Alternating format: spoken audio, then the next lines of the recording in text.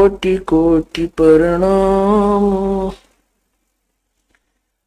चरण कमल में राखियो मैं बांदी जाम गुलाम। अब गुण किए तो बहुत किए करत न मानी आर। बावे बंदा बख्श दियो बावे गर्दन उतार।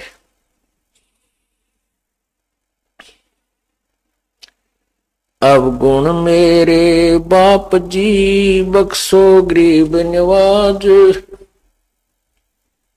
जो मैं पूत कपूत हूँ और पिता को लाज। मैं अपराधी जन्म का नक्सक बरे विकार। तुम दाता दुख भंजना मेरी करो संवार। जय इब कै सतगुरु मिले सब दुख आँखों रो।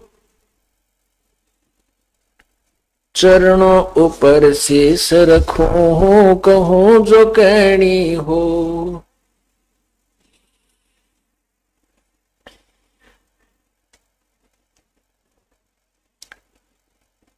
गुरु जी तुम ना भूलियो चाहे लाख लोग मिल जाही। हमसे तुमको बहुत है तुमसे हमको नाही। तुमरे विसारे क्या बड़े मैं किसकी शरण में जाऊं।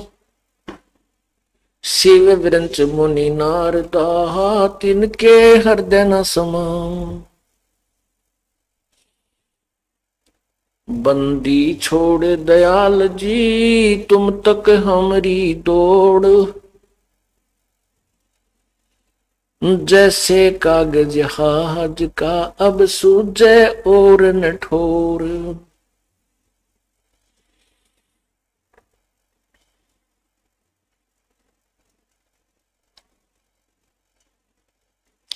बंदे तू करे बंदगी जय चावे दीदारी। अवसर मानस जन्म का भाई मिले न बारंबार।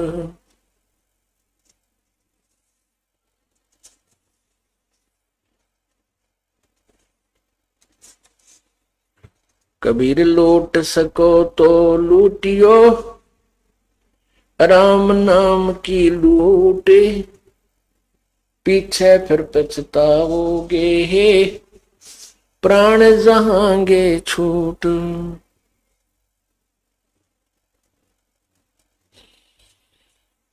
जिन हर की चोरी करी और गए राम गुण भूल। ते बिदना बागुल किए हे रहे उर्द मुख जूली। परमपिता परमात्मा सारी सृष्टि के रचनहार कुल मालिक कबीर परमेश्वर कबीर देव काल जाल में फंसी हुई हम सभी आत्माओं को अपने निज घर की खबर देने के लिए स्वयं ही आते हैं। वो परमात्मा चारों युगों में आते हैं। सतयुग के अंदर वो सत्सुकृत नाम से प्रसिद्ध होते हैं और त्रेता में परमात्मा का नाम मुनिंदर ऋषि विख्यात होता है। और द्वापर में करुणा में कलयुग में वे अपने वास्तविक कबीर देव कबीर प्रभु कबीर साहब कबीर परमेश्वर के नाम से अपने यथार्थ नाम को लेकर ही आते हैं और उसी से प्रसिद्ध होते हैं।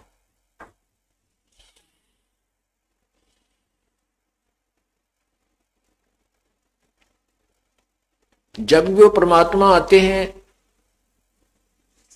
उस समय उनके साथ बहुत संघर्ष होता है, क्योंकि वो यथार्थ ज्ञान देते हैं। और उस समय काल के भेजे हुए नकली संतों ने, ऋषियों ने, गुरुओं ने शास्त्र विरुद्ध साधना का ढोल पीट रखा होता है। और परमात्मा इस तत्व ज्ञान का प्रचार करने लगते हैं तो उनके जो शिष्य लोग, शिष्य जन जो होते हैं उन नकली गुरुओं के, वो अपने गुरुओं के पास जाकर के कहते हैं कि ऐसे ऐसे वो संत, वो ऋषि, जैसे सत्सुकृत में परमात्मा, सतयुग में परमात्मा सत्सुकृत नाम से आए थे, उसमें संत कहो या ऋषि नाम से प्रकट होते हैं। ऋषि कहलाते हैं, जैसे वर्तमान में संत ज्यादा प्रसिद्ध हो रहे हैं, साधु कहते हैं, उस समय उनको ऋषि ही कहा करते थे। तो सुकृत ऋषि जी ऐसे ऐसे कह रहे हैं, परमात्मा यही लीला करते रहे हैं।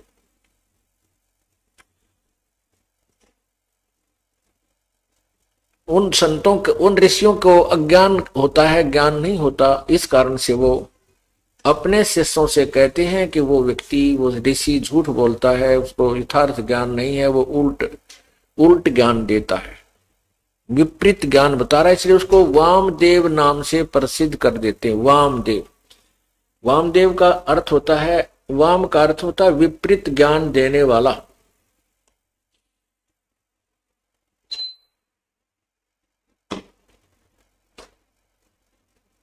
परमात्मा के ज्ञान को ना समझकर उसके उनका और ही जो है व्यंग्यात्मक नाम निकाल लेते हैं।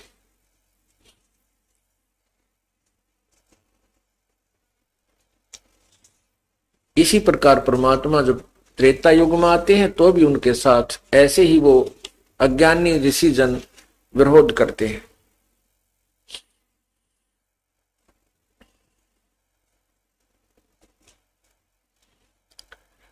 इसी प्रकार द्वापर और कलयुग में, अब कलयुग के अंदर जो परमात्मा आए थे, उन्होंने जो अपना यथार्थ ज्ञान प्रचार किया, उनका भी बहुत जबरदस्त विरोध किया गया था। उसका कारण यही था कि नकली गुरुओं को भय हो गया कि तुम्हारी अब पोल खुलेगी और तुम्हारे शिष्य तुमसे दूर हो जाएंगे, तुम्हारा जो इनकम का सोर्स है, कमाई का धंधा बंद हो जाएगा। इस डर से उन्होंने परमात्मा को बदनाम करना शुरू कर दिया कि झूठा है, कपटी है, ये क्या जाने भक्ति के बारे में, अशिक्षित है।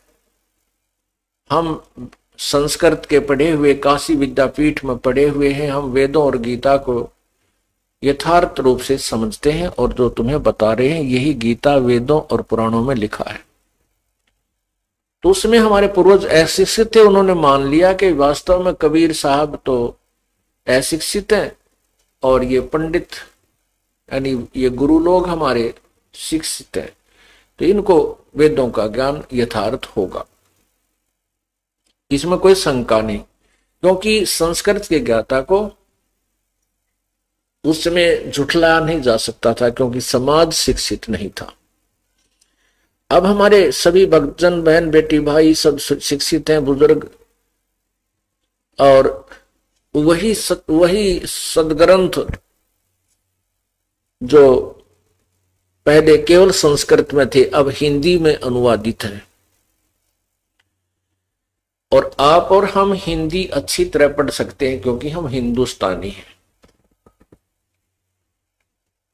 और हिंदी को पढ़ करके हम ये निष्कर्ष निकाल सकते हैं कि वास्तव में इन सदग्रंथों में क्या लिखा है। अब आपके समक्ष वो सदग्रंथ शीशे की तरह दिखाए जा रहे हैं, आप अपनी आंखों से पढ़ रहे हो। सीडी बना दी गई है, टीवी चैनलों पर भी हम कोशिश की है चलवाने की, लेकिन इन अज्ञानी संतों ने नहीं चलने दिया हमारा प्रोग्राम। फिर भी हमने सीडी बना करके जनसाधारण तक पहुंचाने की चेष्टा की है, और पुण्यात्माएं अपनी आंखों देख कर इस यथार्थ ज्ञान को करतारथ हो रही है। गदगद हो जाती हैं कि ये अनमोल ज्ञान कहाँ छुपा था प्रभु अभी तक।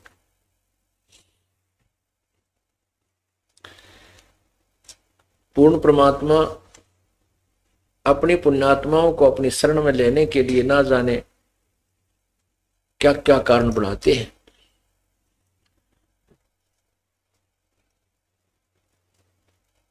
एक समय की बात है,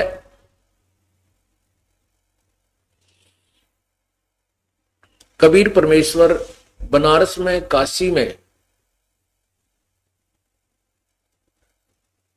सत्संग किया करते थे। परमात्मा के नाम लेने से, परमात्मा की शरण में आने से दुखी जीव सुखी हो जाते थे, निर्धन धनवान हो जाते थे, रोगी स्वस्थ हो जाते थे, और किसी भी प्रकार का जो संकट जिनके ऊपर होता था, जो सच्चे दिल से प्रभु के दिए हुए नाम का जाप करते थे, तो वो हर तरह से सुखी होने लग गए थे।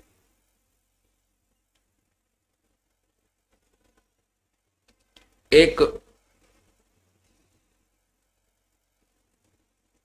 सर्वानंद नाम का बहुत बड़ा विद्वान ब्राह्मण था। वो संस्कृत का ज्ञाता था। संस्कृत तो विद्वान लोग, ब्राह्मण लोग पहले से ही पढ़े हुए होते थे, और उसमें एक शास्त्रार्थ की बीमारी थी। शास्त्रार्थ एक ऐसा रोग था जो अभी तक हमें परेशान कर रहा है। शास्त्रार्थ कैसे होता था? एक विद्वान आता था कि मेरे साथ शास्त्रार्थ कीजिए, दूसरा विद्वान यानी पंडित उसके साथ शास्त्रार्थ करता था। दोनों संस्कृत बोलते थे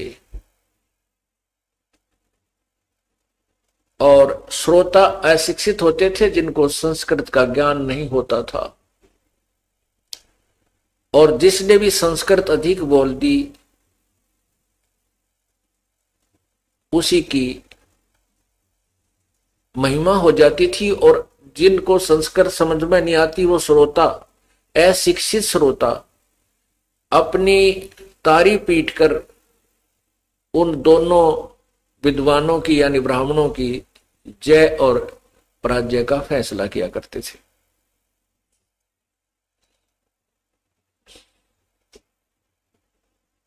सर्वानंद नाम का जो ब्राह्मण था उसने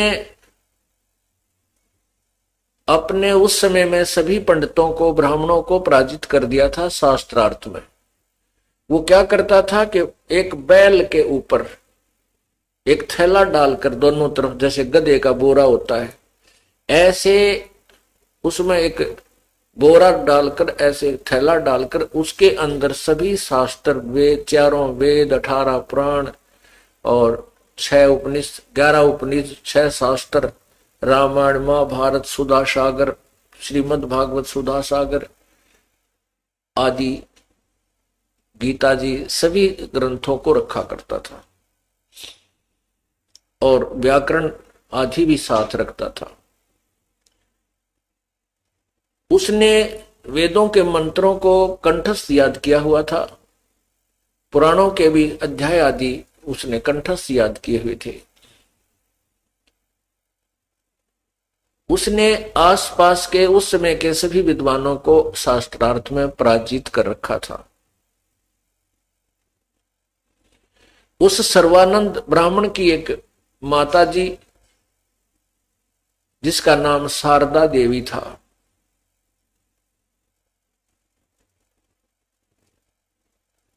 वो बहुत दुखी थी।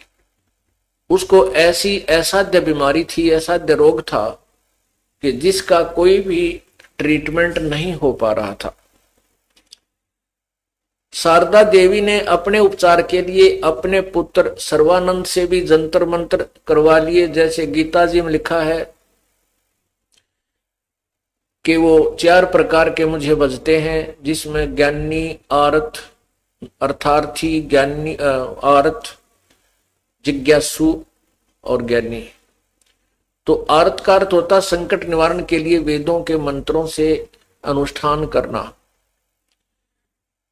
तो माता ने अपने पुत्र से भी और जिसने भी जहां कोई संत बताया उसके पास जाकर के आशीर्वाद प्राप्त किया कि मैं स्वस्थ हो जाऊं, मेरा ये रोग नष्ट हो जाए। लेकिन सब जगह व्यर्थ रहा, कोई भी वैद्य की दवाई काम नहीं कर रही थी। पुण्यात्माओं, जब जिसके ऊपर 3 ताप का प्रभाव होता है वो किसी भी जंतर मंत्र से या किसी देव के भगवान के जाप से, पूर्ण परमात्मा के अतिरिक्त और पूर्ण संत से प्राप्त किए बिना कोई भी जाप जंतर मंत्र कोई करता है, उससे वो 3 ताप और प्रारब्ध कर्म समाप्त नहीं होता, वो भोगना ही पड़ता है। इसी वो जहां भी गई, वो पुण्यात्मा, वो दुखी स्त्री, वो बहन जहां भी गई, तो पहले तो उन ऋषियों ने जंतर मंत्र बताए, आप ये जाप करो, आप ऐसा करो, ऐसा करो, ऐसा पुण्य करो, वो सब कुछ कर लिया, लेकिन शारदा जी को कोई लाभ नहीं हुआ। तो अंत में वो ऋषि कह देता था, वो गुरु कह देता था कि बहन, ये तेरे प्रारब्ध का कर्म है, प्रारब्ध कर्म, ये पाप कर्म तुझे भोग कर ही समाप्त करना होगा, इसका कोई इलाज नहीं होता। साथ में वो उदाहरण भी देते थे कि किए हुए कर्म का फल, प्रारब्ध का कर्म तो भोगना ही पड़ता, ये पाप अक्षमा नहीं होता, नष्ट नहीं हो सकता। इसी प्रकार सबसे जवाब लेख प्राप्त करके वो माई अंतिम सांस गिने थी। उसके शरीर में बहुत ज्यादा पीड़ा रहती थी, न भूख लगती थी, न प्यास लगती थी, शरीर भी जीर्ण शीर्ण हो गया था। और वो सोच रही थी मेरी अब मृत्यु निकट है, और तड़फ रही थी, बहुत कष्ट पा रही थी। एक दिन परमात्मा कहते हैं, सौसल छिद्र मैं करूं अपने जन के काज, और हिरण्यक्ष कहते हैं, हिरणाकुश जो मार दूं मैं नरसिंह धर लूं साज। गैल गैल लाग्या फिरूं, जो जन हमारी शरण है ताका हूं मैं दास, और गैल गैल लाग्या फिरूं जब लग धरती आकाश। एक दिन उस शारदा के पास उसी का एक रिश्तेदार ब्राह्मण आया। उस ब्राह्मण ने परमात्मा कबीर जी से उपदेश ले रखा था। हाँ, उससे पहले एक उसकी सहेली आई जिसने कबीर परमात्मा से उपदेश ले रखा था, शारदा की सहेली ने। और वो काशी से दूर आसपास किसी नगर गांव की रहने वाली थी, तो वो बहुत कम आ पाती थी। एक दिन उसके मन में आया कि आज अपनी सहेली से भी मिल चलती हूं और आज सत्संग भी सुनकर आऊंगी सतगुरुदेव का। तो पहले वो अपनी सहेली के पास चली गई। शारदा के उस सतिथि को देखकर उसने कहा, बहन आपको क्या तकलीफ है? आप तो बहुत वीक हो गई हैं, बहुत कमजोर हो गई हो। शारदा जी ने कहा, बहन क्या बताऊं, मैं बहुत ही दुखी हूं, अंतिम श्वास गिन रही हूं। तो उस परमात्मा की शिष्या ने कहा कि आप इलाज करा लीजिए। शारदा ने कहा कि मैंने कोई वैद्य डॉक्टर नहीं छोड़ा है, सबसे इलाज करा लिया, लेकिन दवाई कोई असर नहीं करती, औषधि निष्क्रिय हो रही है। मैंने सब संत, बहुत से जो प्रसिद्ध संत हैं उनसे भी संपर्क साधा है, सभी ने कह दिया है कि ये तेरे प्रारब्ध का कर्म है, ये तुझे भोगना पड़ेगा, इसका कोई इलाज नहीं। बहन मैं तो अपने अंतिम सांस गिनू हूं, जो दुख मेरे साथ ही जाएगा। और मेरा कोई नरक जो है, मेरा जीवन नरक हो गया है। तब उस की सहेली जो परमात्मा कबीर जी की शिष्या थी, उसने कहा, बहन मैं आपको एक राय देती हूं, प्रार्थना करती हूं, आप हमारे गुरुदेव से उपदेश ले लीजिए, आपका ये रोग नहीं रहेगा। अब उस बहन ने बड़े प्यार और श्रद्धा से कहा था कि यदि ये हृदय से गुरुदेव के चरणों में आ जाएगी तो इसका कष्ट संकट निवारण हो जाएगा।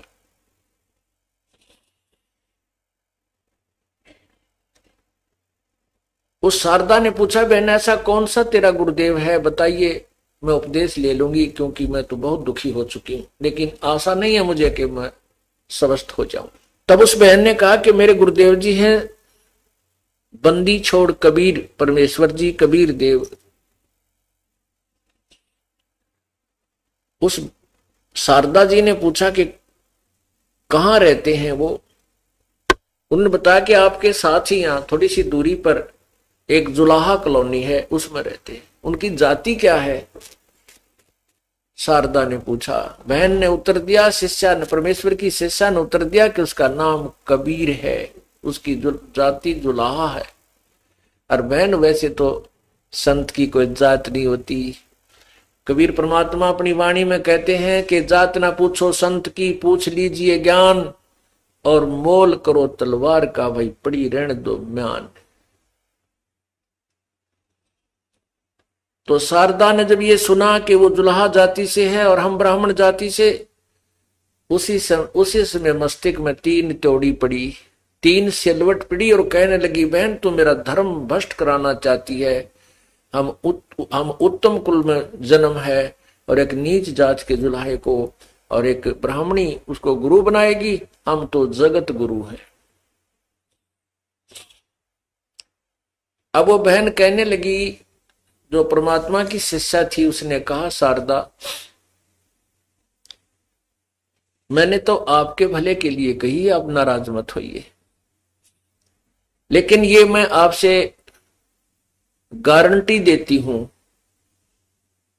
कि आप स्वस्थ हो जाओगे। तो वो देखो, कहते हैं लोक लाज में आदमी इतना जकड़ा पड़ा है।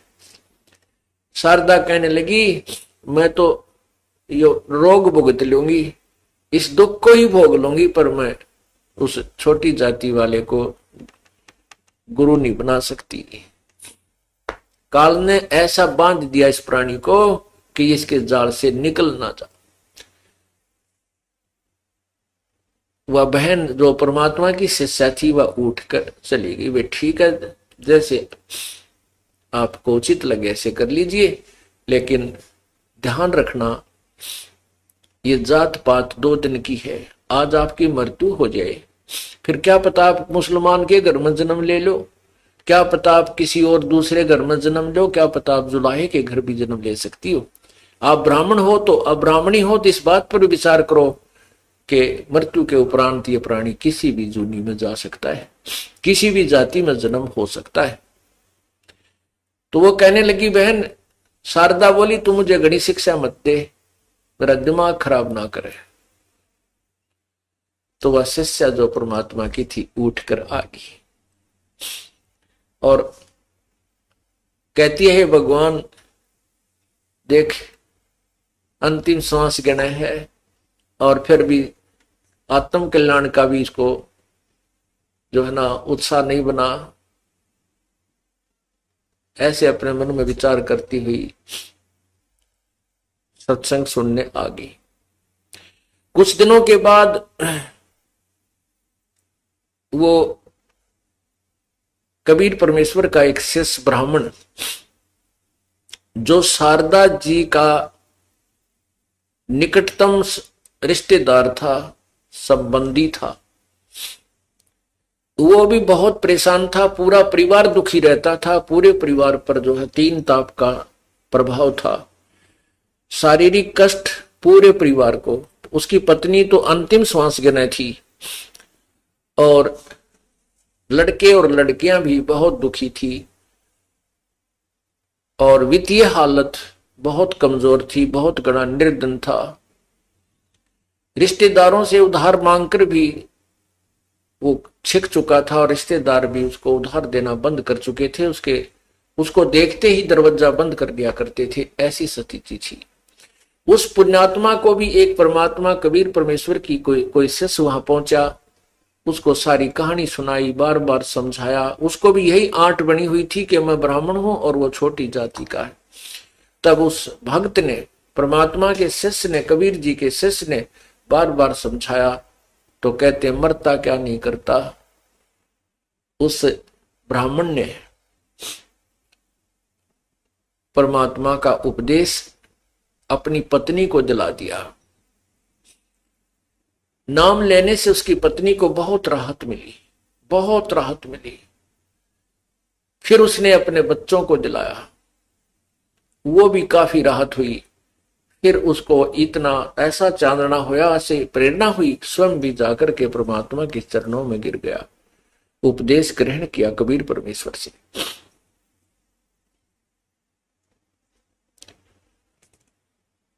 और उसके बाद पूरा परिवार स्वस्थ और घर में ऐसी बरकत होने लगी। पहले वो उधार लेता था, अब सबकी उधार भी तार दी 2-3-4 वर्ष के अंदर, और लोग उससे उधार लेकर जाते थे। वो निःशुल्क दिया करता था, वो बगैर इंटरेस्ट के, बगैर ब्याज के पैसे देता था। लोग बड़े प्रसन्न थे गरीब आदमी के, बड़ा भगवान करे तेरा दिन रात आशीर्वाद दिया करते थे कि तू दिन रात फले।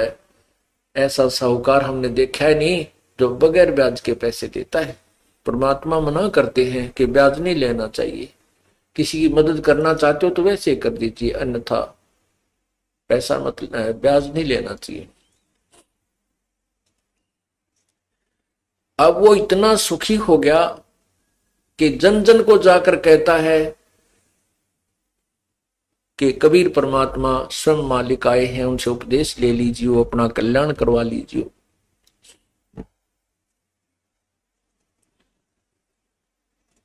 एक दिन उसका जाना हो गया शारदा जी के घर पे। शारदा जी इस बात से परिचित थी कि वो हमारा रिश्तेदार जो उस गांव का है वो बहुत ही महादुखी था, और अब वो किसी संत के पास जाता है। वहां जाने से पूरा से परिवार सुखी हो गया है और उसकी वित्तीय स्थिति भी बहुत अच्छी सुधर गई है। ऐसी उसको बातें सुनने को मिला करती थी। एक दिन वो स्वयं ही शारदा के घर पहुंच गया,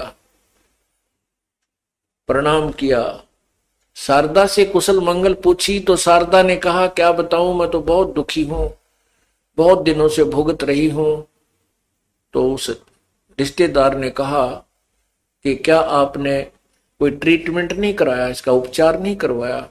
शारदा ने सब कथा बता दी कि मैंने सब उपचार करवा लिया, सभी ऋषियों से जो भी मेरे पहुंच तक जहां तक थी मुझे ज्ञान हुआ, उन संतों से भी, ब्राह्मणों से भी, सबसे मैंने अपने संकट निवारण के लिए प्रार्थना की। अंत में उन्होंने बताया कि तो ये प्रारब्ध का कर्म है और ये तो मुझे भोगना ही पड़ेगा। भगवान श्री राम ने भोगा, जो विष्णु अवतार थे, कि उन्होंने श्री कृष्ण रूप में अपना बदला दिया, जो श्री राम रूप में बाली को मारा था वृक्ष की ओट लेकर, और श्री कृष्ण के पैर में तीर मारकर, विषाक्त तीर मारकर उस बाली वाली आत्मा ने बदला लिया, उसको भगवान श्री कृष्ण को मारा। तो इस प्रकार सभी संतों ने मुझे बता रखा है कि तेरे पाप कर्म है, तेरे प्रारब्ध में लिखा है, ये तुझे दंड भोगना ही होगा।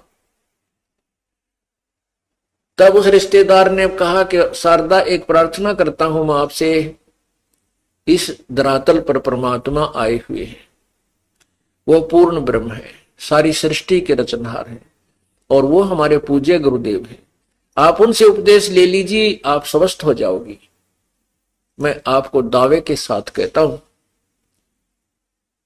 अब शारदा कहने लगी कि उसने सोचा कि ये ब्राह्मण है, इसने अवश्य ही कोई ब्राह्मण गुरु किया होगा, अर्थात इसने तो कोई उच्च जाति का गुरु बना रखा होगा। तो शारदा ने कहा कि सच मैं ठीक हो जाऊंगी। उस रिश्तेदार ने कहा कि मैं दावे के साथ कहता हूं आप स्वस्थ हो जाओगी यदि आप श्रद्धा से मेरे गुरुदेव से उपदेश ले लोगी।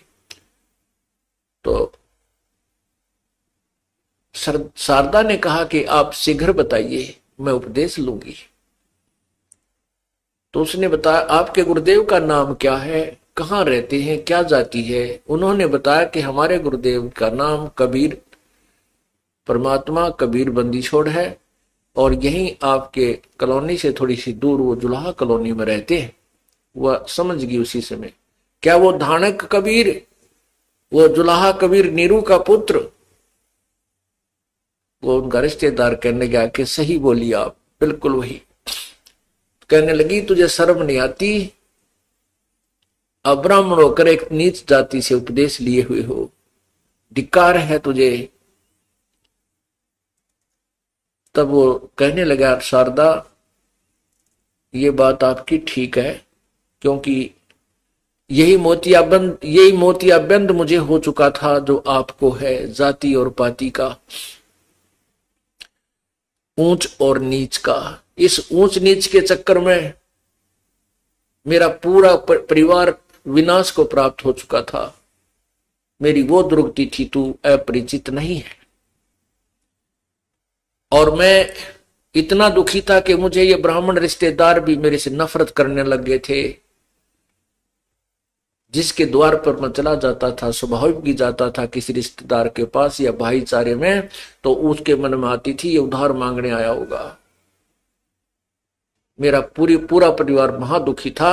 और इस कबीर जुल्हा अर्थात इस धानक से उपदेश लेने के बाद आज मेरा परिवार पुनर्आबाद हो गया है। मैं औरों का उधार लेता था, आज उनके उधार उतार के वो मुझसे उधार मांगने आते हैं। और देख ले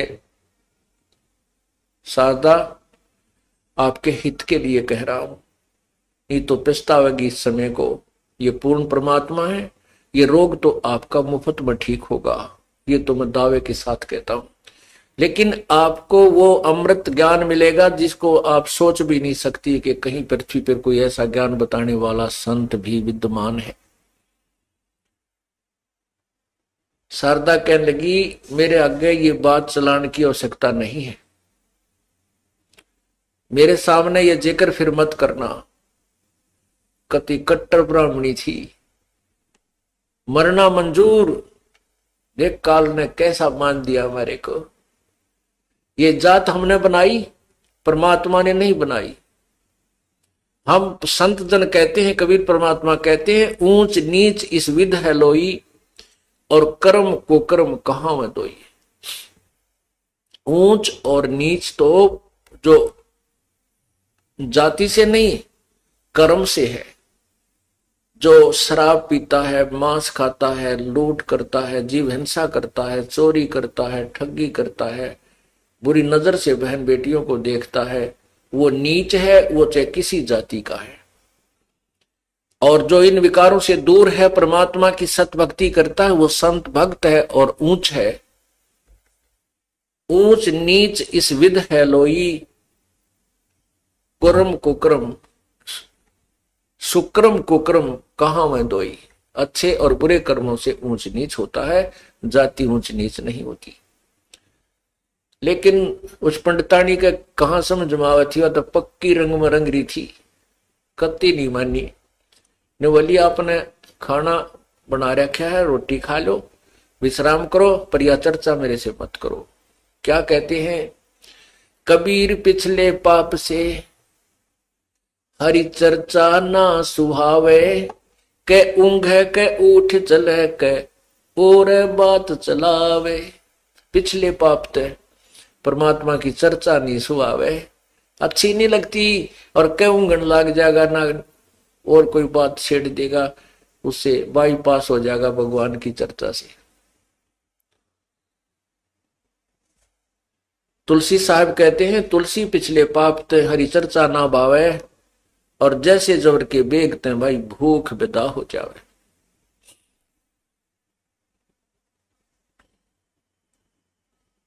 जैसे रोगी जबर के रोगी को जिसको बुखार हो जाता है उसको खाना अच्छा नहीं लगता। मनुखा, दाख, किशमिश, सेब, संतरे और रोटी कड़वी लगती है और वो खा नहीं सकता। न तो रोटी कड़वी है, ना किशमिश कड़वी है, ना मनुखा दाख कड़वी है, ना सेब संतरे कड़वी है। कड़वा उसकी बुखार ने उसके शरीर की व्यवस्था को बिगाड़ दिया, जिस कारण से उसको मीठी वस्तु भी, वो पदार्थ भी अब कड़वे नजर महसूस होते हैं। ठीक इसी प्रकार पाप कर्मों के जो दबाव से, प्रभाव से प्राणी को इतना बुखार बन जाता है, इतना दबाव बन जाता है पाप कर्मों का कि राम नाम की मनुखा दाख भी उसको नीम जैसी कड़वी लगती है, उसको अच्छी नहीं लगती। पुण्यात्माओं, इस पाप कर्मों के जबर को उतारने का ट्रीटमेंट, उपचार भी यही है कि कड़वी गोली ही खानी पड़ेगी। मलेरिया हो जावे तो कड़वी कुनीन खानी ही पड़ती है, चाहे वो रुचि कर लगे या ना करे लगे, वो कड़वी दवाई का फांका मारना पड़ेगा।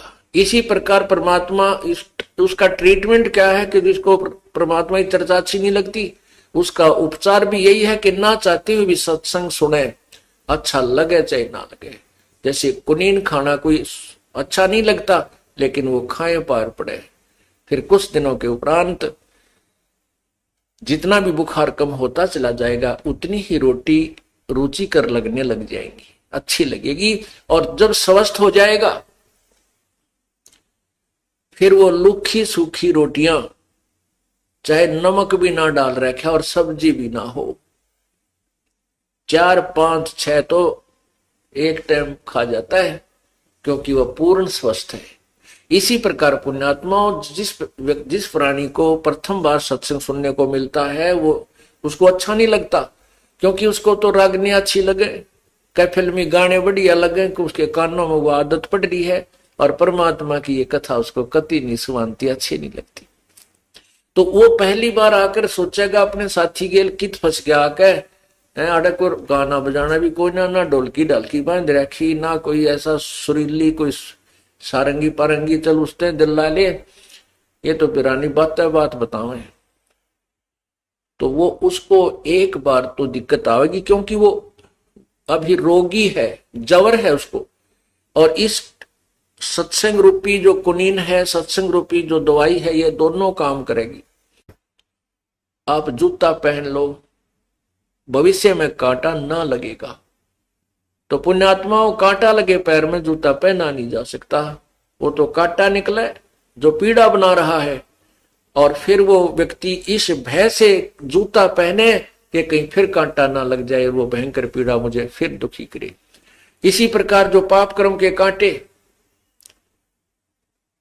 प्राणी को लगे हुए होते हैं, और उसको फिर समझदार व्यक्ति उसको कांटे को निकाले और फिर कहे कि भाई फिर सलाह दे के जूता पहना कर कहीं फिर ना लग जाए, तो वो बिल्कुल ठीक है, क्योंकि अब वो कांटा निकल गया तो जूता पहना जाएगा, और वो इस डर से पहनेगा कहीं फिर बात ना बिगड़ जा, पीड़ा बहुत होती है कांटा लगने से। तो पाप कर्म का कांटा परमात्मा कबीर बंदी छोड़ निकालते हैं, और फिर राम नाम का जूता दे देते हैं, बेटा इसको, बेटी इसको पहने रखना, भविष्य में इसको उतारना नहीं है, अर्थात ये भक्ति छोड़ना नहीं है, तो फिर दुखी हो जाएगा। तो फिर वो इस डर से उस राम नाम के जूते को, अर्थात भगवान की भक्ति को नहीं त्याग सकता कि कहीं फिर वो प्रॉब्लम दोबारा ना हो जाए। इसी का प्रमाण हमारे वेद देते हैं। यजुर्वेद अध्याय नंबर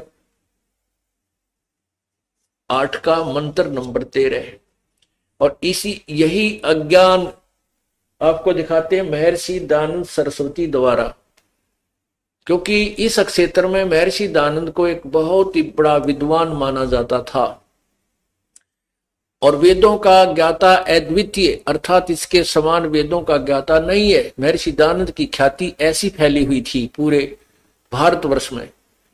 अब इस दास ने इसका यह पालस उतार दी, वेदों से मिला दिया इनके ज्ञान को, ये वेदों को सत्य मानते हैं, और वेद कहते हैं परमात्मा पाप नाश कर देता है, पाप समाप्त कर देता है। महर्षि दयानंद जी कहते हैं कि साधक स्तुति करने वाले भगत के, भगवान के भगत के पाप नष्ट नहीं होते। यदि कोई कहे कि साबुन और पानी लगाने से साबुन, कोई कहे कि क्या साबुन कपड़े के मैल छुड़वा देता है, नाश कर देता है, और उसका उत्तर मिले दूसरे से कि नहीं साबुन कपड़े के मैल नाश नहीं करता, तो क्या वो व्यक्ति साबुन से परिचित है? क्या उसने कभी जिंदगी में साबुन देखा है? जो ये कहता है कि साबुन से कपड़े का मैल नहीं कटता, नहीं, वो साबुन से परिचित नहीं है, मिथ्या बात बना रहा है। कोई कहे कि औषधि से रोग नहीं कटता और पहलवान बन जाएगा, खा ले, इससे और लाभ है, तो क्या वो वैध हो सकता है? क्या उसके पास जाने से की रुचि बनेगी जिसका रोग यूं कहता कि औषधि से रोग नहीं कटता? ऐसे ही थ्योरी महर्षि दयानंद जी की है। देखिए सत्यार्थ प्रकाश, ये सत्यार्थ प्रकाश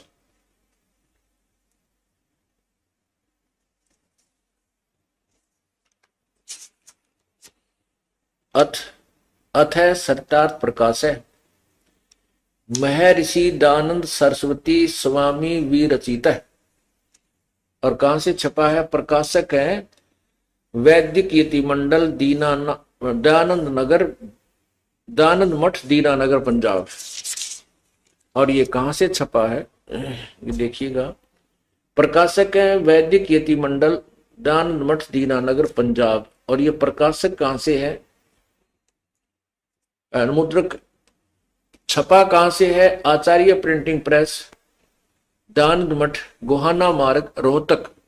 समोल्लास नंबर 7 में, पृष्ठ नंबर 155 पे ये देखिएगा, समोल्लास 155, समोल्लास सप्तम समोल्लास पृष्ठ 155।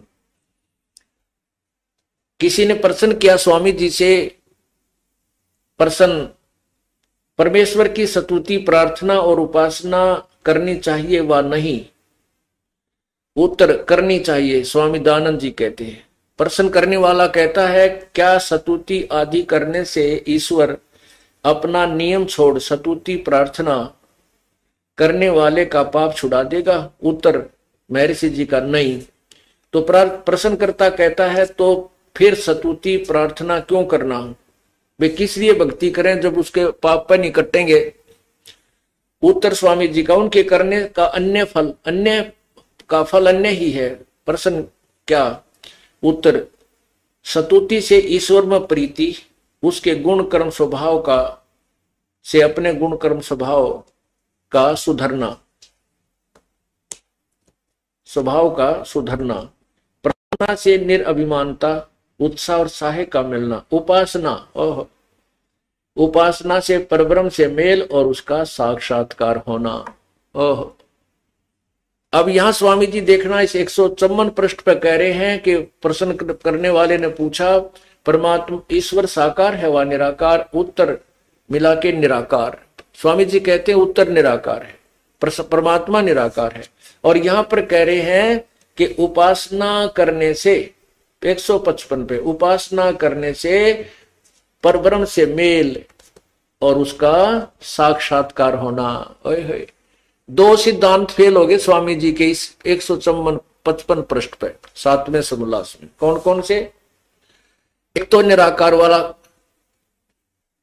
सिद्धांत फेल हो गया, क्योंकि साक्षात्कार और मिलन तो साकार से होता है, निराकार से नहीं होता।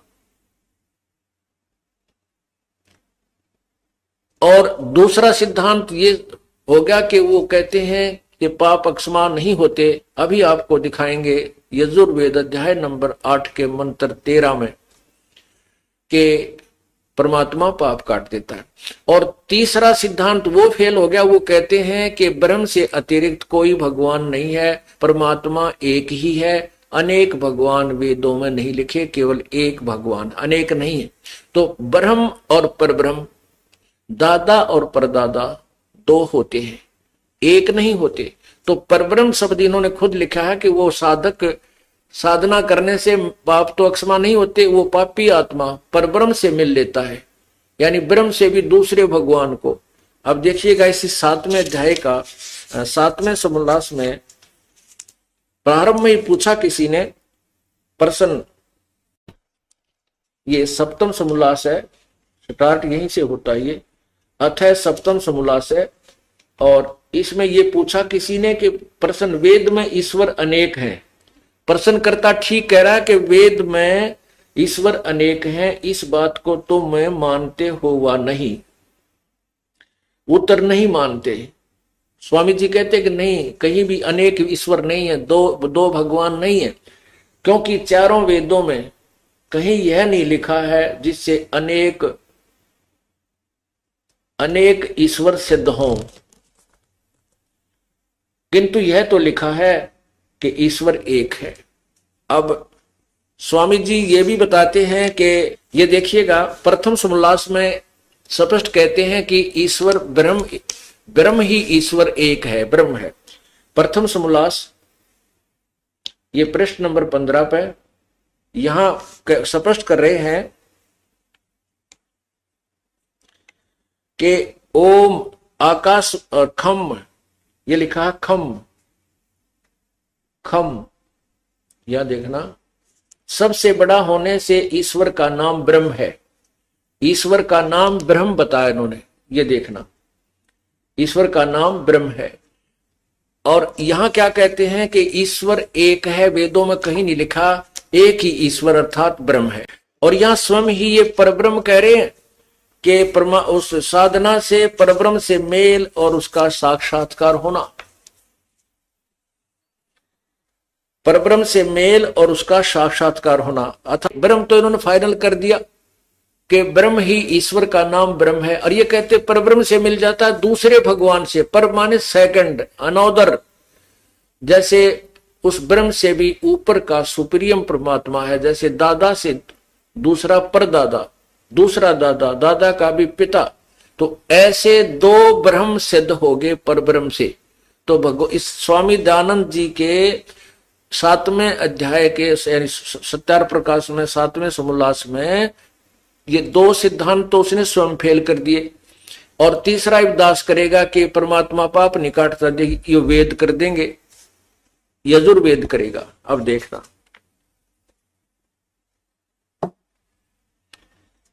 ये यजुर्वेद महर्षि दयानंद जी की कर कमलों से ही अनुवादित है। उन्होंने खुद अपने कलम से अनुवाद किया है कि परमात्मा घोर पाप को भी काट देता, क्योंकि वेद सत्य है, वेद ज्ञान महर्षि दयानंद या किसी व्यक्ति विशेष का नहीं है, अनुवाद करता ये ऋषि हुए हैं। अब इन्होंने खुद लिखा है कि वो परमात्मा सब पाप काट देता है, सब दुखों को यानी घोर पाप को भी काट देता है। वो पूर्ण परमात्मा की सत भक्ति करने से, कोई भी सत साधना करो, वो परमात्मा सबके दुखों को दूर कर देता है। अब देखना, यह है यजुर्वेद और यह है महर्षि दयानंद सरस्वती द्वारा अनुवादित है। और ये कहां से प्रकाशित है देखना, ये वेद प्रकाशक है सार्वदेशिक आर्य प्रतिनिधि सभा 2/5 महर्षि दयानंद भवन, रामलीला मैदान, नई दिल्ली से। और इसके मुद्रक कौन है, अर्थात ये प्रेस कहां से छपा कहां है, Prince offset printers 1510 Pataudi house, Daryaganj, नई दिल्ली। और ये महर्षि दयानंद द्वारा, ये देखना, यजुर्वेद भाषा भाष्य संपूर्ण 40 अध्याय महर्षि दयानंद सरस्वती कृत, स्वामी दयानंद जी ने इसका अनुवाद किया है। अब देखना 8वें अध्याय में, यह है 8वां अध्याय और यह है 241 पृष्ठ पे। और नीचे देखिए इसकी संस्कृत है 13वां मंत्र है, ये देव कर्तस्य, ये इसकी संस्कृत है। और ये 241 पृष्ठ आपने देखा, इसका अनुवाद महर्षि जी ने 242 पृष्ठ पे, नेक्स्ट पृष्ठ पे किया है। ये देखिएगा, ये 242 पे ये क्या कहा कि हे सबके उपकार करने वाले मित्र आप, दान देने वाले के, एन से माने अपराध के, अवैध जन्म माने विनाश करने वाले, असी माने हो, मनुष्य कर्तस्य, साधारण मनुष्यों के किए हुए, एन से माने अपराध के अर्थात पाप के, अवैध जन्म विनाश करने वाले हो, पितृ कर्तस्य, पिता के किए हुए, एन से विरोध आचरण के, एन से माने पाप ही समझिए, क्योंकि यहाँ एन से माने पाप लिखा है, एन से माने अपराध लिखा है, तो यहां भी एन से इन्होंने विरोध आचरण कहा है, तो यहां भी पाप ही होना चाहिए। तो अब विरोध आचरण के अर्थात पाप के, अब विनाश करने, अच्छी प्रकार हरने वाले या नाश करने वाले हो, आत्म कर्तस्य, अपने किए हुए पाप के, एन से माने पाप के दूर करने वाले हो, असी माने हो, एन से अधर्म के, अधर्म अर्थात घोर अधर्म के, घोर पाप के नाश करने वाले हो, नाश करने हारे हो। अब जानता हुआ मैं जो कुछ भी एन यानी पाप, अधर्म आचरण किया करता हूं व करूं, अनजान मैं जो कुछ भी किया करता हूं व करूं, उस सब एन से पाप के, सब पाप के, इन्होंने दुष्ट आचरण लिखा है, एन से माने पाप के दूर, अवजन माने नाश करने वाले, दूर करने वाले आप हैं। अब 6 बार लिखा, तो 1 बार लिखा होता तो कर देता गोलमोल हिंदी, उसकी और कुछ बना देता। जैसे 5वें अध्याय के प्रथम श्लोक में यजुर्वेद में कर रखा है अग्ने तनुरसी, जहां पर अग्नि का अर्थ परमात्मा लिखना, लिख करके हे बिजली के समान, शरीर के समान है, ऐसे गोलमोल कर दिया। जबकि यहां पर भी ये कर सकते थे, लेकिन यहां परमात्मा ने ऐसी रजा बख्शी, इसमें 6-7 बार लिखा है कि परमात्मा साधक के पाप नाश कर देता है। तो इससे सिद्ध हुआ कि महर्षि दयानंद जी वेदों से कति अनभिज्ञ थे, वेद ज्ञान नहीं था, वो अज्ञानी थे, वेदों का ज्ञान उनको नहीं था, और महर्षि की पदवी उन्होंने वैसे ही फोकट में प्राप्त की थी, वो लोक वेद के आधार पर वो प्रसिद्ध थे। अब उनकी पाल्य सूत्र की, उनके ज्ञान की पोल खुल गई कि वो वेद ज्ञान युक्त नहीं थे। है कि सबके उपकार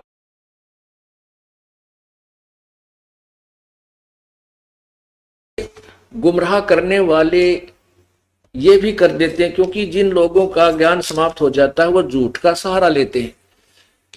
तो हमने समाचार पत्रों में ये जो का तो लेख लिखा करते थे और जनसाधारण के समक्ष हम भेजा करते थे, तो वो भी विरोध में कुछ उठपटांग विज्ञापन या कोई समाचार से उत्तर देते थे। वो कहते थे उसमें 8वें अध्याय के 13वें श्लोक में तो लिखा है मित्र भगवान, थोड़ा लिखा है कि परमात्मा रोग दुख दूर करता है। यानी फिर भी उन लोगों ने स्वीकार ना करके, इन आचार्यों ने जो सत्यार प्रकाश को बेच के रोटी खा रहे हैं, उन्होंने सच्चाई जनता को गुमराह करने के लिए ये प्रश्न भी किए। अब पुण्यात्मा और सत्यार प्रकाश में महर्षि दयानंद जी खुद कहते हैं मित्र का अर्थ परमात्मा समझिए। वही जहां मित्र शब्द वेदों में लिखा जाता है, वैसे तो संस्कृत में मित्र शब्द नहीं है वेदों में, वेद के उस 8वें अध्याय के 13वें श्लोक में, लेकिन इसने खुद वहां मित्र लिख दिया कि जनसाधारण ने सोचा किसी मित्र ने कह रखी होगी, भगवान के विषय में नहीं है, भगवान नहीं करता। अब देखिए एक प्रथम समोल्लास, ये सत्यार प्रकाश वही,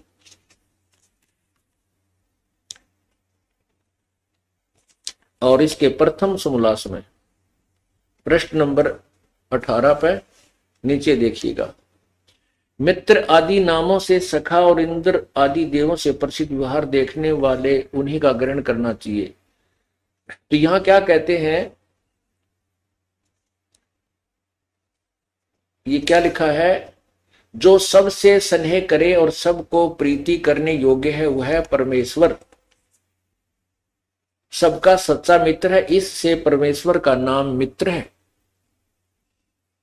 लिखा यजुर्वेद के 8वें अध्याय के 13वें श्लोक में इन्होंने अपनी तरफ से लिखा है, वेद के संस्कृत में नहीं है वो, कि हे सबके उपकार करने वाले मित्र, मित्र की समय स्थान पर हम लिख लें कि हे सबके उपकार करने वाले प्रभु ईश्वर परमात्मा, जो महर्षि स्वयं कहते हैं कि मित्र परमात्मा के नाम को समझना चाहिए, मित्र का अर्थ परमात्मा ही समझे।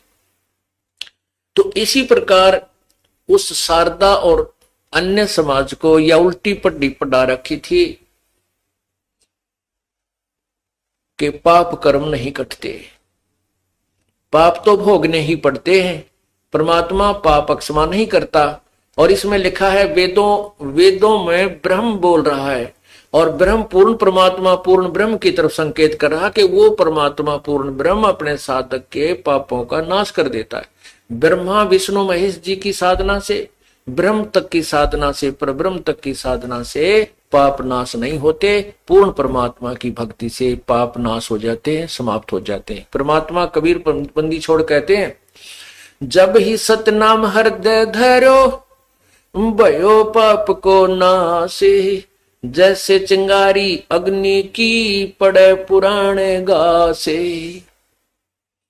कि जब ही सतनाम हृदय धरो, जब ही सच्चा नाम पूर्ण संत से प्राप्त हो जाता है और हम उसको सच्ची लगन सच्ची श्रद्धा मर्यादा से जाप करते हैं, तो वो पाप नष्ट ऐसे हो जाते हैं जैसे बहुत बड़े घास के ढेर में और एक माचिस की सीख लगा दी जाए।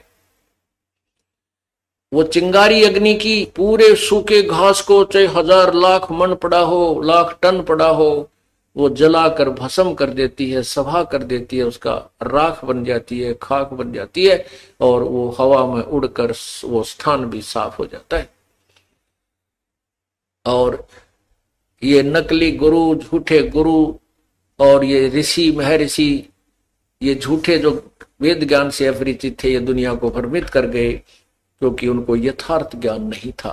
वो ब्रह्म से आगे किसी को नहीं जानते थे, जबकि परब्रह्म पूर्ण ब्रह्म ये अन्य शक्तियां और हैं। अब शारदा जी को बड़ा आनंद आया और कहा, परमात्मा मुझे उपदेश दे दो।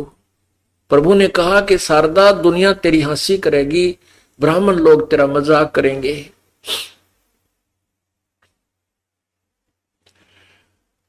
तो शारदा ने कहा कि भाड़ में जाओ ये समाज और भाड़ में जाओ ये लोग। ए परमात्मा, आपने तो मेरी आंख खोल दी, क्योंकि सत्संग सुना। परमात्मा ने कहा कि बैठ जा, नाम बाद में दूंगा, पहले तू सत्संग सुन ले। परमात्मा ने वो अमृत वर्षा की, वो ज्ञान भी समझ में आ गया, क्योंकि जब उसके दुख दूर हो गए तो फिर वो क्या समझा भगवान और कौन है। जो गुरु जी जो वचन कह रहे वो सारे सच्चे नजर आ रहे थे। तो उस पुण्यात्मा ने कहा, भगवान मुझे नहीं लेना देना किसी समाज जात से, मैं आपकी बेटी, आप मेरे परम पिता, और मुझे उपदेश दो प्रभु। परमात्मा तो यही चाहते थे, उपदेश दे दिया। उपदेश दे दिया। अब शारदा डट का भजन करती और फिर रह रहकर सत्संग सुनती तो उसकी आत्मा से जो अज्ञान था वो पूर्ण रूप से हट गया। परमात्मा कहा करते, बच्चों, वर्तमान में कोई भी संत ऋषि नहीं है जिसके पास तत्व ज्ञान है और जिसको यथार्थ भक्ति का मार्ग का ज्ञान हो। इस बात को सभी शिष्य अच्छी तरह मानते थे, जानते थे। और साथ में वो दुखी आत्मा, क्योंकि वहां आकर वही लोग आते थे जो महादुखी थे, सुखी तो कोई एकाध भगवान ही आता था, और सभी दुखी सुखी हो गए थे। इस प्रकार परमात्मा के 64 लाख शिष्य हो गए थे। 64 लाख। आज से 600 550 वर्ष पहले विचार करो, 64 लाख शिष्य हो जाना कोई मामूली बात नहीं है। जबकि हिंदुस्तान की उस समय 450 550 600 वर्ष पहले कुल 4 करोड़ आबादी होगी मुश्किल तक, और उस समय से 64 लाख शिष्य हो जाना ये कोई बालकों का खेल नहीं। उसमें तो कोई मीडिया भी नहीं था, ना कोई टीवी चैनल थे कि भी एक आदमी एक जगह से अपना प्रचार करके सबको सुना सकता है। तो ये कैसे रजा हुई थी परमात्मा की। ऐसे ही जोत के जोत जली थी। 120 वर्ष तक परमात्मा रहे थे इस पृथ्वी पर, एक साधारण मनुष्य का, एक आम भगत संत की तरह जीवन जीकर और जनता का कल्याण किया था। तो उसमें ऐसे ही जोत के जोत जली थी, जो सुख हो जाता विश्वों को जाकर बताता, कोई रिश्तेदार को सुनाता, कोई मित्र को सुनाता, कहीं राह चलते को जिक्र करता। ऐसे 64 लाख से प्रभु के हो गए थे। एक दिन उस सर्वानंद ने, जो शारदा जी के पुत्र थे, वो विद्वान ब्राह्मण जिसने उस समय के सभी विद्वानों को पराजित कर दिया था शास्त्रार्थ में, तो उसके मन में ये आया कि मैं अपना नाम सर्वाजीत रखवा लूं। सर्वाजीत, सर्वाजीत का अर्थ होता है जिसने सब पर विजय पा ली हो, सर्वाजीत। तो उसने अपनी मां से प्रार्थना की कि माता जी मेरा नाम आप चेंज कर दो, बदल दो, मेरा नाम सर्वाजीत रख दो। तो माता ने कहा बेटा क्यों, सर्वानंद कौन सा बुरा नाम है, ये भी बहुत अच्छा नाम है।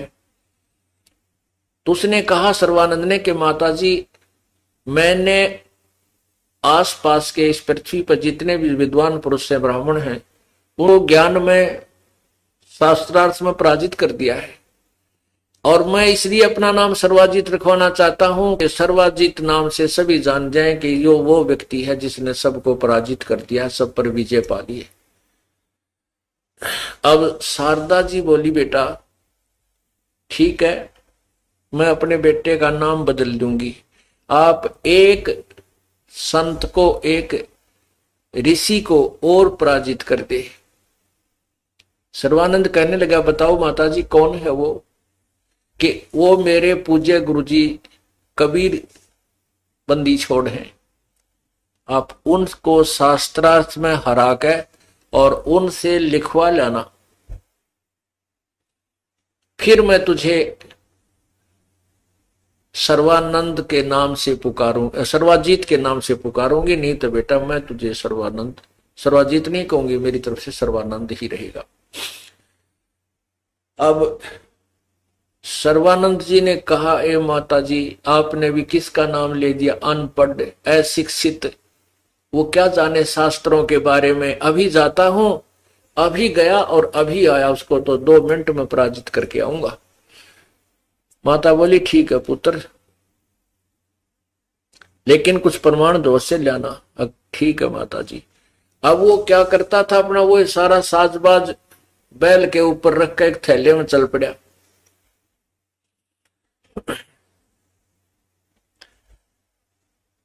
और दोपहर का समय, यही 11-12 बजे का समय दिन का, और सर्वानंद जी चल पड़े बैल को साथ ले करके, उसके अंदर सारे शास्त्र रख करके। जब वो जुलाहों की कॉलोनी में पहुंचा तो वहां एक लड़की जो कमाली नाम की थी, वो परमात्मा ने जीवित की थी कब्र से निकाल कर, जो शेख तकी की पुत्री थी। वो 12-13 वर्ष की लड़की उम्र होकर वो मृत्यु को प्राप्त हो चुकी थी, और परमात्मा ने कब्र से निकलवा के हजारों व्यक्तियों के सामने, सिकंदर लोधी के सामने उस लड़की को जीवित किया था। उसके बाद वो लड़की परमात्मा के साथ रहा करती थी, और परमात्मा वो अपनी पुत्री की तरह उनको रखा करती थी। तो कमाली ना लड़की उस जुलाहों के कुएं पर पानी भर रही थी, कुएं से पानी निकाल रही थी बाल्टी के द्वारा रस्सी बांध के, और उधर से परमात्मा ने ऐसी कृपा की कि सर्वानंद को बहुत जबरदस्त प्यास लगी। इतनी प्यास लगी कि अगर 10 मिनट पानी ना मिले तो प्राण निकल जाए, ऐसी स्थिति होगी। परमात्मा के नहीं कर दे, मरोड़ तोड़ काटने के लिए, मन की बंक निकालने के लिए परमात्मा 100 क्रिया कर सकता है, 100 कारण बना देता है। अब उस ज्यों ही सर्वानंद जी ने उन जुलाहों की कॉलोनी में प्रवेश किया, और एक ब्राह्मण का जुलाहों के घर में आना, नगरी में आना, कॉलोनी में आना एक बहुत बड़ी बात होती थी। उस समय बहुत ज्यादा छुआछात थी, और वो भी सर्वानंद जैसे ब्राह्मण को जो वेदों को लिए हुए फिर रहा था। ज्यों ही वो कॉलोनी में प्रवेश किया तो जुलाहे लोग, कॉलोनी के व्यक्ति अपने अपने घरों से बाहर निकल कर देख रहे हैं ये ब्राह्मण कहाँ जा रहा है, ये किसके यहाँ जाएगा, किसके साथ वाद विवाद किया जाएगा। देख रहे थे जैसे गांव में हाथी आ जा, बालक देखा करें गांव वाले दूर दूर खड़े होकर के देखते हैं छतों पर चढ़ के, ऐसे देखने लगे। और वो देख रहे थे, सर्वानंद को बहुत जबरदस्त प्यास लगी। उसने कहा बेटी पानी पिलाना। लड़की ने जल निकाला और सर्वानंद को पिला दिया। ऐसे हाथ से पानी सर्वानंद ने पी लिया और लड़की ऊपर से बाल्टी से डाल रही है। जब उसने पानी पी लिया, जब देखा कोई देख तो नहीं रहा है, दुल्हा मुझे देख, ऐसे देखा तो चारों तरफ सभी देख रहे हैं। तो उसने सोचा तेरी बेइज्जती होगी, लोग नो कहेंगे जुलाहे के छोटी जाति वालों का पानी पी लिया ब्राह्मण ने। तो उस अपने गलती को सुधारने के लिए लड़की से गुस्सा होकर बोला, ए लड़की ये कौन सी जाति का कुआं है। लड़की ने कहा, कमाली ने कहा, पंडित जी जुलाहों की कॉलोनी में जुलाहों का ही कुआं होता है। तो पंडित स्वामी सर्वानंद जी कहता है कि लड़की तूने पहले क्यों नहीं बताया मेरे से कि ये ब्राह्मण जुलाहों का कुआं है। तब लड़की ने कहा, सर्वानंद स्वामी जी उस समय तक तेरी जान निकलन न हो रही थी, तूने क्यों ना पूछा वे भाई किसका कुआं है यो, क्या आपको पता नहीं था जुलाहों का कुआं है। जब तो तेरी जान जाने वाली थी तब तो जात पात तुझे नजर नहीं आई, अब तेरा पेट भर गया, जान बच गई तो बकवाद भा रही है तुझे, अब कहता किसका कुआं है, कौन सी जाति का, क्यों पाखंड कर रहा है स्वामी जी। तो वो कहने लगा, ए लड़की ये बता वो जानती है यहाँ कोई एक कबीर नाम का कोई व्यक्ति रहता है। लगी हाँ जानती हूं मैं, आ जाओ मेरे पिताजी हैं, मेरे साथ साथ आ जाओ, मैं उनका घर आपको हमारे घर आ जाओ। अब लड़की पानी भरकर चल पड़ी, वो सर्वानंद पीछे पीछे पहुंच गया। और वो लड़की थोड़ी जल्द सीगर चल के परमात्मा से कहने लगी, पिताजी एक ब्राह्मण आवा है, आ रहा है, और वो बैलों के ऊपर ना बहुत गनी किताबें रखे हुए है और आपको पूछ रहा है, लगता आपके साथ कोई वाद विवाद करेगा। परमात्मा बोले, बेटी कोई बात नहीं, आने दो, बड़ी अच्छी बात है। विद्वान पुरुष आ रहे हैं, हम उनसे कुछ ज्ञान ग्रहण कर लेंगे, अगर हमारे से कोई बातचीत चलेगी तो कुछ ज्ञान ग्रहण करेंगे। इतने में वो लड़की बाहर आई तो देखा, कहा कि सर्वानंद भी पहुंच गया, द्वार पे खड़ा होगा बैल समेत। लड़की ने कहा, आ जाओ, आओ पंडित जी, मेरे पिताजी अंदर बैठे हैं, आ जाओ अंदर। तो सर्वानंद कहने लगा, लड़की मेरा ये लोटा पानी से भर दे। एक खाली लोटा ले रखा था सर्वानंद ने। तो लड़की ने वो पानी लोटे में डालना शुरू किया। जब लोटा भर गया तो कहता और डाल दे, और डाल दे, यानी पूरा लबालब भरवा लिया उसमें, और जरा सा भी जल डाले तो वो बाहर निकल जाए, ऐसा लोटा फुल करवा लिया। और कहने लगा, लड़की ले ये लोटा जो का तो पानी का भरा हुआ कबीर के पास ले जा और उसको कहना इसका उत्तर दे मेरे प्रश्न का। लड़की उस और कहा कि जल नहीं इसमें से गिरना चाहिए, ध्यान से पकड़ के। लड़की ने पकड़ा वो उसका लोटा, धीरे धीरे धीरे धीरे गई। पिताजी वो ब्राह्मण ने बाहर खड़ा है, उसने ये जल का लोटा आपके पास भेजा है और कहा मेरे प्रश्न का उत्तर लाओ। परमात्मा ने इतनी बड़ी मोटी सुई थी वहां पर लोहे की, वह बड़ी सुई हुआ कर वह उठाकर और उस लोटे में गिर दी। अब जितना वो सुई उसमें प्रवेश हुई तो उतना ही पानी बाहर निकल गया, इतना भरा हुआ था। तो कहते हैं, कहा कबीर परमेश्वर ने कहा, बेटी ये लोटा वापस ले जा और सर्वानंद को दे दे। अब वो लड़की धीरे धीरे उस लोटे को फिर लेकर आई बाहर के, ले पंडित जी आपका लोटा संभालो। तो सर्वानंद ने कहा, बेटी क्या उत्तर दिया तेरे पिताजी ने। लड़की ने कहा उत्तर कुछ नहीं दिया, इसमें सुई डाल दी एक, और कुछ पानी निकल गया बाहर। सर्वानंद अंदर आया और कहा कि कबीर तूने मेरे प्रश्न का क्या उत्तर दिया। परमात्मा ने कहा तो आपका प्रश्न क्या है स्वामी जी, बोलिएगा।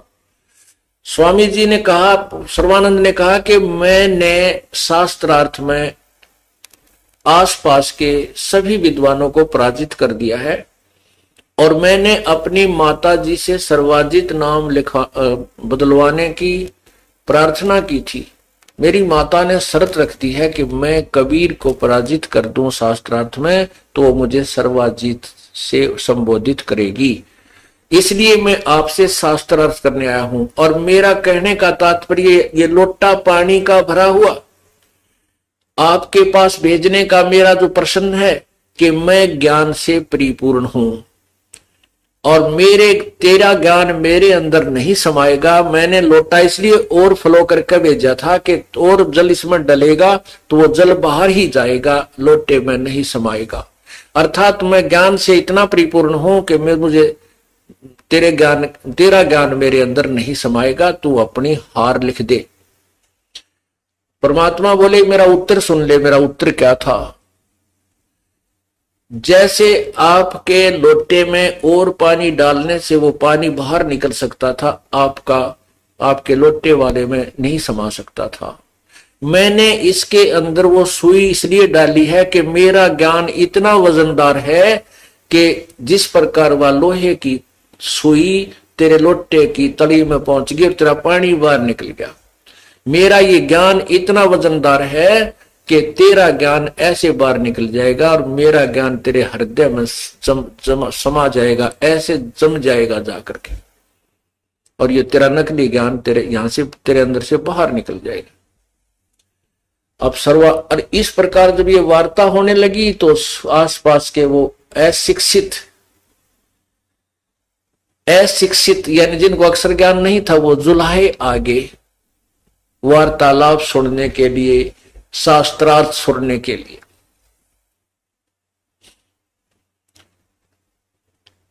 तो सर्वानंद ने कहा कि अच्छा करो शास्त्रार्थ, मुझसे प्रश्न करो, आप प्रश्न करो पहले।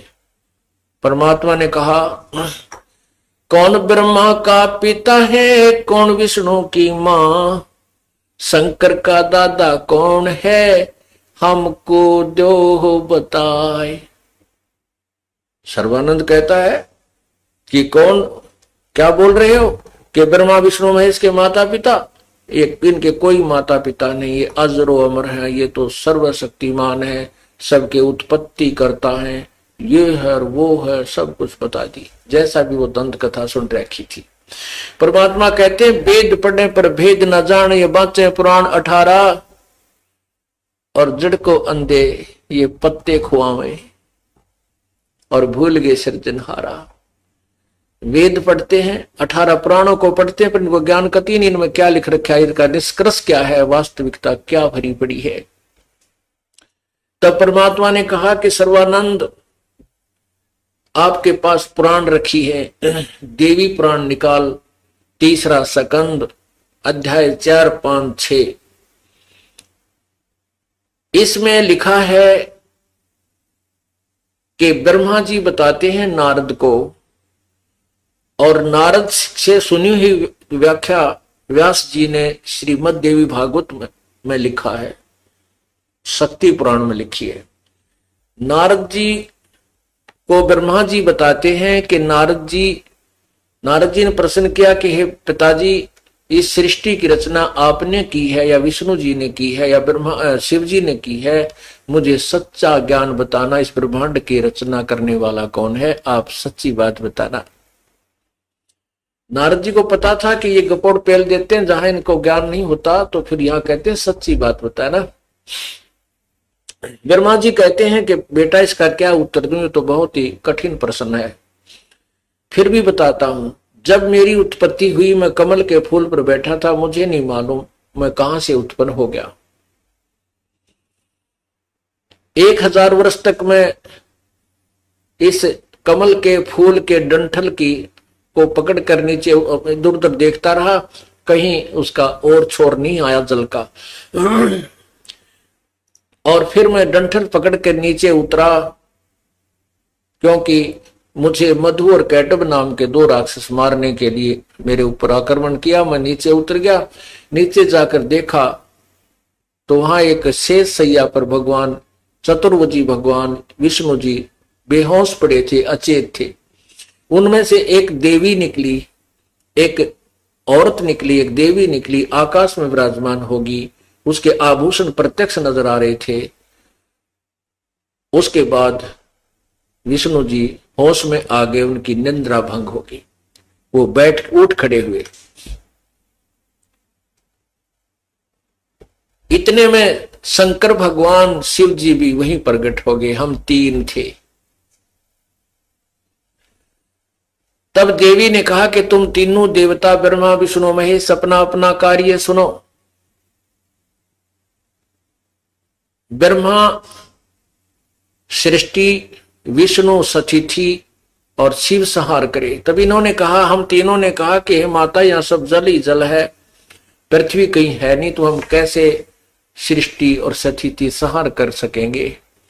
जब दुर्गा मुस्कुराई, उसने ऊपर से एक विमान आया। दुर्गा ने अपनी कहा कि तुम तीनों देवता इसमें बैठ जाओ, अब मैं तुम्हें एक अद्भुत दृश्य दिखलाती हूं।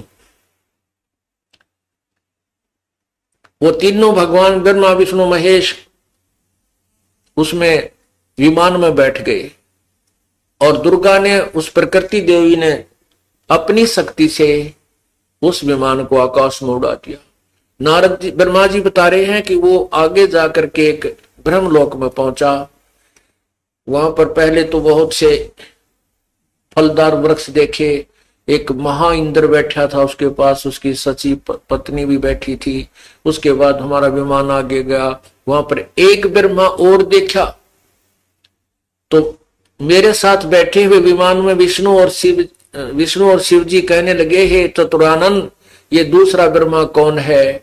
मैंने कहा, मुझे नहीं मालूम ये कौन है, हम कौन है, हे भगवान, मेरा ये दिमाग चक्कर काट रहा है, मुझे नहीं मालूम ये दूसरा ब्रह्मा कौन है। इतने में हमारा विमान मन की गति से आगे चला। वहां पर एक दूसरे लोक में एक भवन से त्रिनेत्रधारी भगवान विष्णु निकले, जो वृषभ पर, नंदी वृषभ पर बैठे थे। उसको देख करके विष्णु शिव जी का भी मन चक्कर काट गया कि दूसरा शिव कौन है। शिव जी कहता, मुझे नहीं मालूम ये दूसरा शिव कौन है। उसके बाद हमारा विमान आगे गया, वहां पर एक विष्णु और बैठा था। उस दूसरे विष्णु को देखकर भी विष्णु जी का, जो हमारे साथ विष्णु बैठा था, उसका मन भी चक्कर काटने लगा कि दूसरा विष्णु कहां से आ गया। और वो एक लक्ष्मी भी, वहां महालक्ष्मी विराजमान थी। उसके बाद हमारा विमान आगे गया। आगे एक मंगल द्वीप था, उसमें एक मनोहर पलंग बिछा था, उस पर एक सुंदर स्त्री बैठी थी। उसको वहां हमने प्रणाम किया। उसमें भगवान विष्णु को पिछली चेतना आ गई, जब बालकपन थी, जब उसका जन्म हुआ था, छोटा सा था। तो उसने देखा कि उसको याद आई कि ये तो अपनी माँ है, ये तो अपनी माता है। और ये जब मैं छोटा सा था, मुझे पालने में लोरी देकर सुलाया करती थी, मन और गीत गाया करती थी। अब मुझे अपने बचपन की बात याद आ गई, ये अपनी माता है। तो तब तीनों ने, भगवान विष्णु ने भगवती की अर्थात दुर्गा की, सतुति की, अपनी माता की, तुम शुद्ध स्वरूपा हो, ये संसार तुम्ही से उद्भासित है। मैं ब्रह्मा और शिव तो आप ही से, हम तो आप ही से जो है ना प्रकट हैं। हमारा तो जन्म और मृत्यु होता है, अर्थात आविर्भाव, जन्म, तिरोभाव, मृत्यु होती। हम अविनाशी नहीं है। आप ही नित्य हो, आप ही अविनाशी हो। हम नित्य नहीं, हम अविनाशी नहीं। आप प्रकृति देवी हो। भगवान शंकर बोले, हे माता, यदि ब्रह्मा भी आपका पुत्र है और विष्णु भी आपका पुत्र है, तो क्या मैं तमोगुणी लीला करने वाला शंकर आपका पुत्र नहीं हुआ? अर्थात मुझे भी जन्म देने वाली आप मेरी माता हो। और दुर्गा से फिर ब्रह्मा ने पूछा कि माता, वेद में जो लिखा है कि कोई और परमात्मा है, क्या वो आप ही हो, वो ब्रह्म आप ही हैं, क्या कोई और है? तो दुर्गा ने कहा कि मैं और वो ब्रह्म एक ही हैं। मेरा और उस ब्रह्म का तुम जब स्मरण करोगे, तुम्हारे ऊपर कोई आपत्ति आवेगी तो हम तुम्हारा कार्य सिद्ध करेंगे, तुमसे जो काम अट जाएगा। तो पुण्यात्माओं, इससे क्या सिद्ध हुआ कि ब्रह्मा विष्णु महेश नाशवान है, इनका जन्म होता है, मृत्यु होती है, ये अविनाशी नहीं है। और सर्वानंद जी कह रहे हो कि ये अविनाशी है, आप कहां से लाए ये ज्ञान? ये लोक वेद दंत कथा सुनाकर तुम गुमराह कर रहे हो। परमात्मा ने पूरी डट के ये कथा सुना दी। अब उस समय इन नकली गुरुओं को, विद्वानों को एक यही दाव लगा रहा कि ये संस्कृत में शास्त्र थे, हिंदी अनुवाद इन्होंने नहीं किया। इसलिए नहीं किया था कि कहीं दुनिया को पता ना लग जाए और तुम्हारी रोजी रोटी समाप्त हो जाए। अब सर्वानंद ने वही देवी भागवत महापुराण निकाली, तीसरा संगत पढ़ कर देखा, उसमें स्पष्ट लिखा था, संस्कृत में स्पष्ट लिखा था। अब उसने सोचा ही ना, तो ये श्रद्धालु कोई शिक्षित है जो श्रोतागण बैठे, और कबीर जी की कौन मानेगा इस बात को? तो वो कहता नहीं, ये झूठ बोलता है ये जुलाहा, मैं काशी विद्यापीठ से पढ़ा हूं, मैं संस्कृत का विद्वान हूं, ये अशिक्षित है, इसको अक्षर ज्ञान नहीं है, ये झूठ बोल रहा है, इसकी बातों में मत आना। और ये कथा ना सुनाकर, विष्णु श्री दुर्गा पुराण ना सुना करके कोई और ही संस्कृत में पता नहीं कौन से श्लोक सुनाने शुरू कर दिए।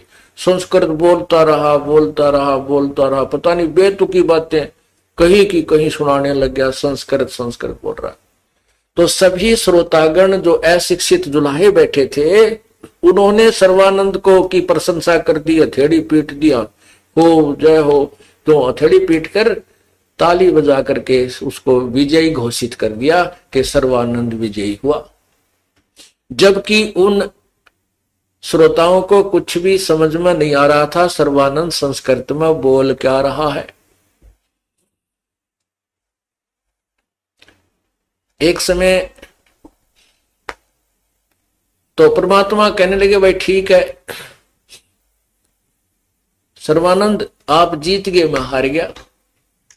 अब ये सभी आपकी प्रशंसा कर रहे हैं और आप जीतते, मैं हारे। पुण्यात्माओं, ये तो वो कहानी होगी, एक किसान का बेटा छठी सातवीं कक्षा में पढ़ा करता, और उस समय अंग्रेजी जो है छठी क्लास में लगा करती थी, सातवीं में बस इतना संस्कृत इंग्लिश याद हो जाती थी, एक आधी छुट्टी की प्रार्थना पत्र, एक आधा माई बेस्ट फ्रेंड या स्कूल का 5-4 लाइनों का ऐसे अर्थात प्रस्ताव याद कर सकता था। तो एक दिन वो लड़का अपने पिता किसान के साथ बैलगाड़ी में बैठा हुआ खेतों की ओर जा रहा था। सामने से एक अंग्रेज अधिकारी की गाड़ी आ गई, वो रास्ता भूल रहा था। उसने उस गाड़ी वालों से अंग्रेजी में पूछा कि मुझे इस गांव जाना है, क्या मैं ठीक जा रहा हूं, उस गांव का रास्ता ये ठीक है या नहीं, इंग्लिश में पूछा उसने। अब वो लड़का जो है अंग्रेजी में प्रस्ताव याद करता था, कभी अंग्रेजी पढ़ कर सुनाता था, तो पिताजी बड़ा गदगद हुआ करता, मेरा बेटा अंग्रेजी बोलना सीख गया। तो तब वो किसान कहता है कि बेटा ये अंग्रेज के अपने आप को अंडी समझ रहा है, ये के चौड़ दिखावा अंग्रेजी बोल के, तो भी तो सुना दे 2 बात अंग्रेजी में इसको बोल के, और पता लग जाएगा हम भी हिंदुस्तानी नरे इंग्लिश के अनभिज नहीं है। तो उस लड़के ने कहा क्या भी ले पिताजी। उस लड़के ने छुट्टी के लिए प्रार्थना पत्र अंग्रेजी में, वो बीमारी के छुट्टी के लिए प्रार्थना पत्र सुना दिया। To the headmaster, I am sick today, I cannot come to school, please grant me 1 day leave,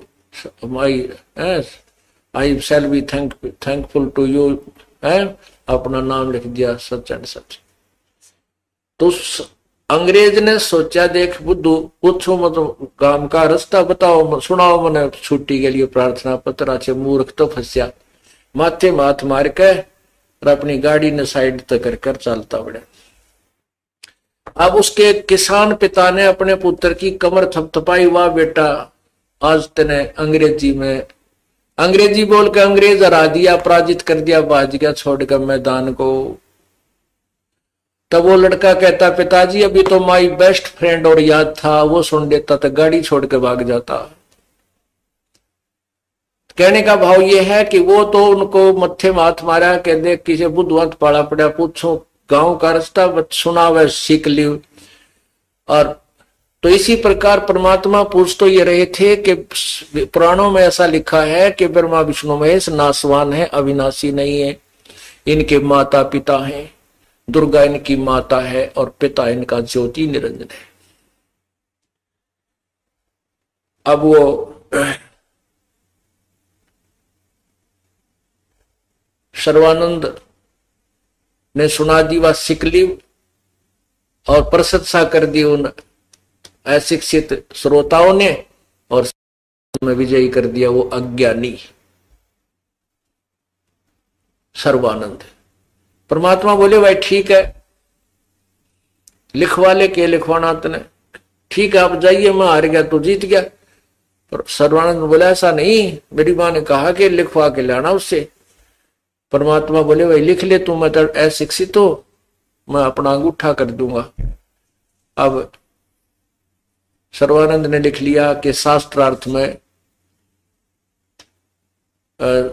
Kabir पराजित हुआ, सर्वानंद विजयी हुआ और परमेश्वर का अंगूठा लगवा लिया। अब घर पे चला गया। माता ने पूछा, आ गया बेटा? कहा माता जी, और क्या? उसने जाते हार मान ली मेरे तय, दो बात भी ना कर सका मेरे सामने कि भाई ठीक है फिर कुछ प्रमाण दिखाओ, कोई प्रूफ दे। तो उसने पढ़ के सुनाने लगा कि सुन माता जी, लिखा है कि शास्त्रार्थ में कबीर विजयी हुआ और सर्वानंद पराजित हुआ है। वो फिर पढ़ने लगा है। माता बोली, रे तू तो हार का है भाई, तो हार के आया है, खुद पढ़ के सुनाने लग रहा।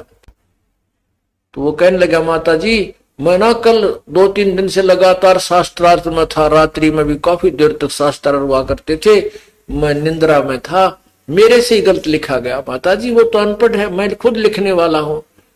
और सचमुच वो हार गया। माँ बोली, नो ना मानो तेरी बात दे, लिखवा के ला उन पर। फिर लिखवा ला जा जाकर। तो फिर गया वापिस गया तो कहा, कबीर जी मैंने गलती से उलट लिख लिया, मेरी मां नहीं मानती। परमात्मा बोले, भाई फिर लिख ले, कोई बात ना, तेरे हाथ में कलम है, कुछ लिख ले। तो उसने फिर लिख लिया कि शास्त्रार्थ में कबीर परमात्मा पराजित हुए, कबीर हार गया और सर्वानंद जीत गया, और अंगूठा लगा लिया। एक आधे गवाह के भी तो अंगूठे लगा लिए। फिर आकर आया, कहने लगा, माता जी सुनाऊं? कहा सुना बेटा। उसने पढ़ा, फिर वही पाया, उल्टे अक्षर हो गए। शास्त्रार्थ में सर्वानंद हार गया, कबीर साहिब विजयी हुए। तो उसकी मां बोली, रे तू भांग तो नहीं पी रहा आज? कह हुआ हार गया, लिख के लावा तो उल्टा। नो बोला, माता जी पता नहीं क्या हो गया, मेरा ध्यान नहीं रहता है, अब क्या जाता हूं, अब जा भाई। तीसरी बार फिर लिखवा लिया। अब तीसरी बार उसने सोची कि घर में प्रवेश करने से पहले वो पढ़ रहा सही अक्षर है कि शास्त्रार्थ में कबीर जी हार गए और सर्वानंद जी जीत गए। तो उसने सोचा कि बिजली पड़े है, अब नो एक टक नजर रख रहा है उसके ऊपर, और देलियों में से दरवाजे में प्रवेश करता हुआ कहता, माता जी सुनाऊं? कहा सुना भाई। तो उसकी आंखों के सामने अक्षर पलट गए। लिखा गया शास्त्र, जैसे कंप्यूटर में चेंज हो जाते हैं, शास्त्रार्थ में कबीर जी विजयी हुए, सर्वानंद पराजित हुआ। उसका मुंह ना खुला, नू देखे बंदर की तरह उस कागज की तरफ। तो मां बोली, रे बोलता क्यों ना, क्यों बोलती बंद होगी तेरी? सुना क्या लिखवा के लिया? कुछ नहीं बोला। तब मां बोली, नादान वो परमात्मा आए हैं, अरे क्या रखा है झूठी प्रभुता में बेटा, ये 2 दिन की महिमा या जनता से इतना कुछ भगवान माने बैठी रहे, फिर तू गधा बनेगा। परमात्मा कहते हैं ज्ञानी तो अभिमानी भय कहने ही के नाद, और शरजम दंडा खाते हैं चाहे कोट में लो भावे साध। ये ज्ञानी अभिमानी हो जाते हैं, इसलिए गीता जी में ये जिज्ञासु लोग होते हैं जो ज्ञान को ग्रहण करके आगे प्रचार करना शुरू कर देते हैं और लोगों में झूठे विद्वान और ज्ञानी प्रसिद्ध हो जाते हैं। तब सर्वानंद बैठ गया, पेट पकड़ के कलेजा नो दिल पकड़ के गया, कहानी के बनी 3 पे लिखवा के लार